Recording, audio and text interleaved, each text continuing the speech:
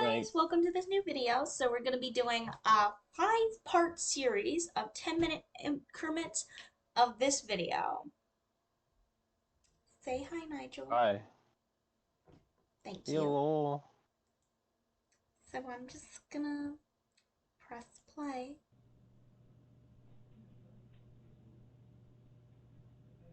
This is 26-year-old Dawson McGee, sitting in a police interrogation room in the early hours of a Tuesday morning. The Monday night before, he stabbed his own mother to death for asking him to move out of the house and get a job.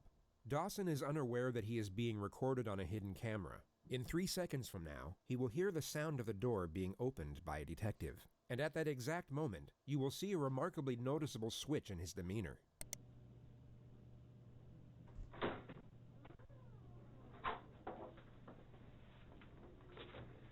We've got something we want to talk to you about.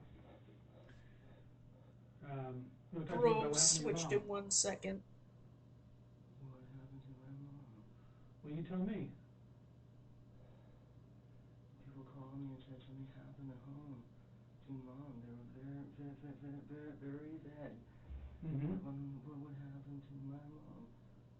Well, that's what I'm asking you. I was waiting for my brother and sister to tell me. Okay. Well, so, was your sister home this weekend? Wait, I'm supposed to have an attorney? If you want one. Am I supposed to have one? I should request an attorney. Well, that's up to you if you like one. But, I mean, we'd like to talk to you. You're supposed to have an attorney. I would offer I'm going to ask for an attorney. You want to ask for an attorney? Yeah. Okay. It would come as no surprise that a judge deemed him fit to stand trial. A jury then found him legally sane, and he was sentenced to life in prison for the murder of his mother, all of which was in spite of a continuous charade of mental illness similar to the one you see here. Dawson clearly believed that his passage through the legal system would somehow be easier if he were presumed insane, which is a naive yet somewhat common misconception that many suspects make when facing serious charges. They have this notion that a plea of insanity would either lower the severity of their punishment or liberate them from it altogether, that instead of being sent to prison, they would simply be released back into society, perhaps with a free psychotherapeutic program to attend on the weekends. This is, of course, a far cry from reality. In the United States, if you're found responsible for a serious offense, but also found not guilty of the crime by reason of insanity, you will be institutionalized at a high-security psychiatric facility. These institutions are without question some of the darkest and Bro, most be locked disturbing up like places in the Hannibal system. Lecter. And if you're not actually suffering from the crippling effects of mental illness, living in this type of environment will be a mentally So this agonizing one's about a experience. The school foresight of shooter. what occurs inside these Oh units would make the gosh. majority wish to avoid them. But once you are in, it is very hard to get out, and you will have to serve the same, if not a greater amount of time than you would have had to serve at a regular prison.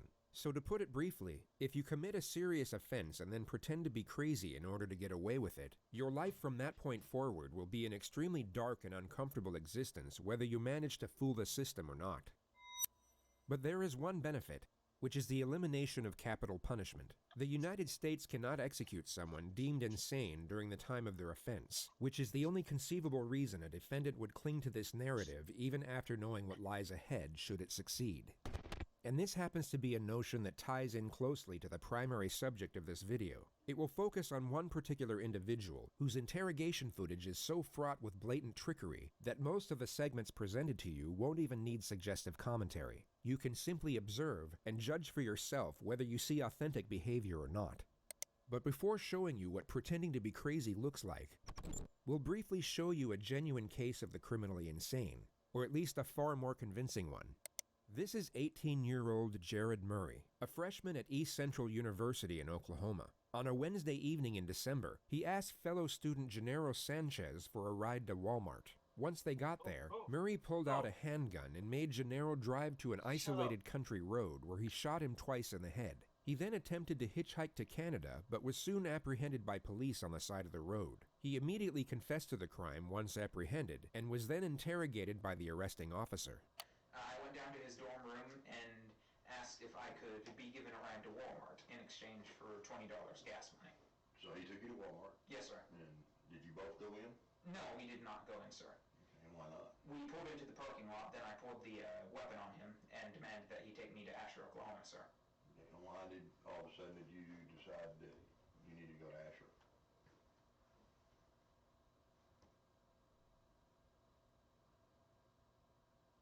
Because I was planning to take him out into the country and kill him. Okay. Did he say anything? He panicked, went to pull out his phone. I yanked the phone out of his hand, and then he panicked some more, kept telling me not to kill him. To make him feel more comfortable, I unloaded the clip, unloaded the bullet from the chamber, handed them over to him, and that eased his nerves a little. Then I pulled a second clip out of my pocket and set it on my lap. And so you're driving east, and so I guess at some point, did you decide it was, now was the time? Yes, sir. Okay, and what happened? I loaded the gun quickly, chambered the round quickly, shot once, See, this is an actual killer. Hit, jumped out of the car, went around. He was driving 10, 15 miles an hour, so it was rather slow. He's admitting to a murder he done, and this is like showing what a real crazy person is. And then that's gonna get to the real case about this dude trying to trick the cops. Mm-hmm. And they go and they show you the proper body language. I'm not sure if that was a physiological Super intriguing. process after death, Mm-hmm. but I thought that he might have still lived through that somehow because he was gurgling. So I shot him again and shoved him down in the ditch. He makes a half-hearted attempt to conceal the body with a handful of leaves and a stick. He then walks in the direction of the highway. Did you get back on the highway? Yes, sir. And which way did you go? North, sir. And what were your intentions? When you were walking north? Canada, sir. You was going to Canada? Yes, sir. Okay. He states that his plan was to escape into Canada, but he had nothing to escape with, not even a passport. I had tried hitchhiking most of the way because the only way this was going to work, factoring in my belief that y'all found a crime scene, is if someone were to give me a ride there and then. And then whenever your patrol car was pulling up behind me, I didn't know it was a patrol car. I stuck my thumb out and you was there for the rest. Jerry, I want to ask you just point blank, because, I mean, you sat here and confessed to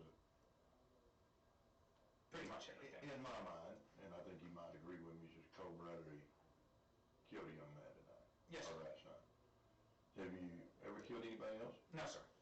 You will now see the detective attempt to establish a motive for the crime. I guess I'm having a hard time understanding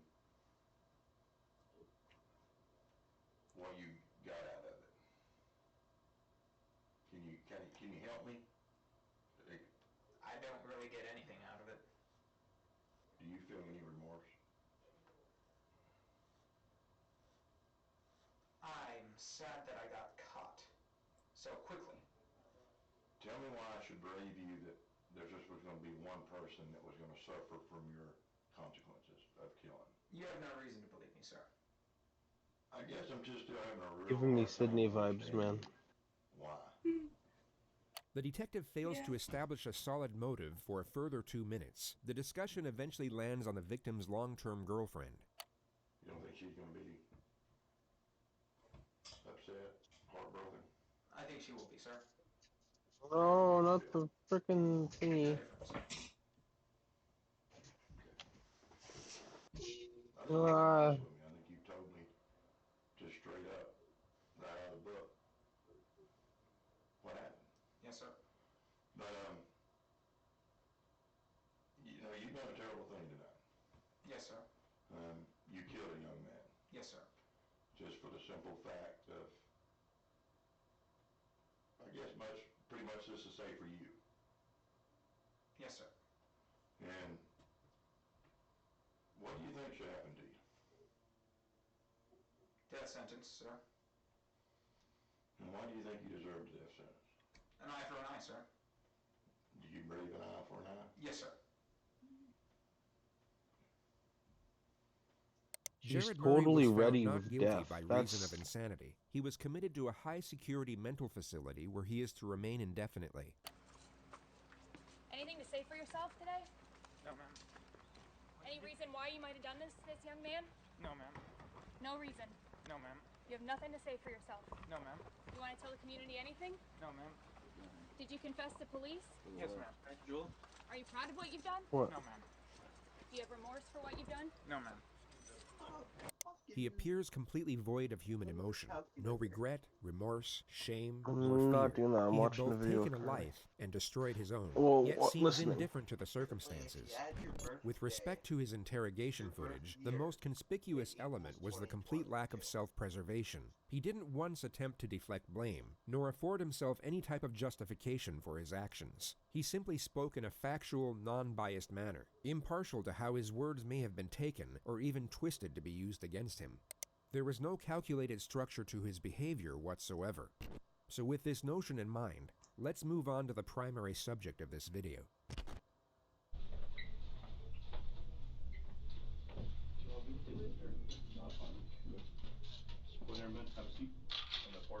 I'll be right back.